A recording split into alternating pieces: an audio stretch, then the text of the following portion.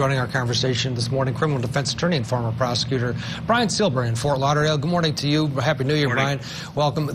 Brian, your thoughts overall here on what we know about this case, what we don't know, but this was a shocker to everybody. I mean, people have been following this now for weeks and weeks.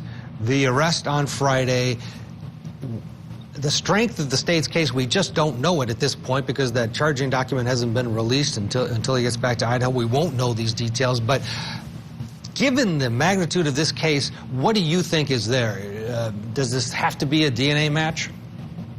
So this case is presenting many more questions than answers at this point. You know, law enforcement has been very quiet about the evidence they have supporting this arrest. We're hearing, you know, some rumblings about DNA, but the truth is, and this is something the public doesn't really understand until they become a juror, DNA is not a black and white, you know, yes or no type of evidence. It's like any other piece of evidence. It comes in different and varying degrees of quality.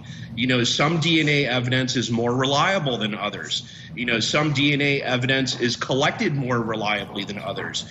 And given the duration of this investigation and the fact that we're dealing with a small police department that hasn't investigated a homicide, and I think it was 7 years or so, I'm very concerned about the quality of this DNA. You know, why did it take so long? Why?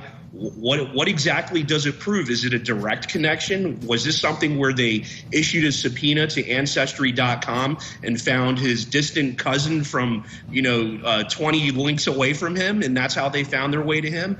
And also, why did it take the DNA to make an arrest? That indicates to me that maybe they really don't have much more evidence than the fact that his vehicle was nearby and maybe his cell phone was pinging on some towers, which is also problematic.